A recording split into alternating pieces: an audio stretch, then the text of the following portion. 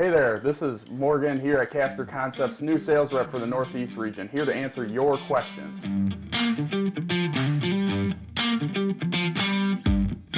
So a question that I often get from customers over the phone is, Morgan, can you explain this part number for me? So here to take a little bit of time out of my day, I'm here to explain it. So I put together a graphic for you guys to help follow along. So here in Exhibit A, you will find the part series number. You know, this can range anywhere from 30 to 90 in some of our larger applications. This just helps us kind of locate, you know, what size caster you're looking for what weight capacity.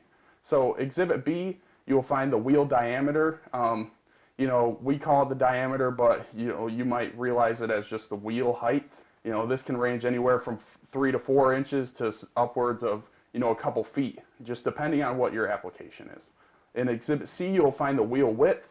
This is just, how wide is your wheel? Is it just an inch wide for, something thinner, or do you need something a little thicker, a couple inches, 5, 6 inches for something heavier?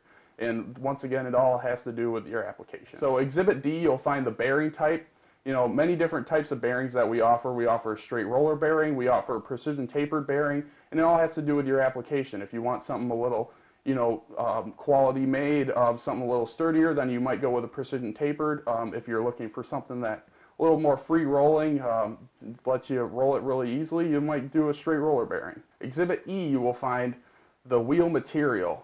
This can range anywhere from polys to phenolic resins, from mold on rubber, even steel or aluminum. So once again, this is Morgan here at Caster Concepts, here with an educational video. If you're interested in more of these, make sure you check out our YouTube channel. They're posted all the time.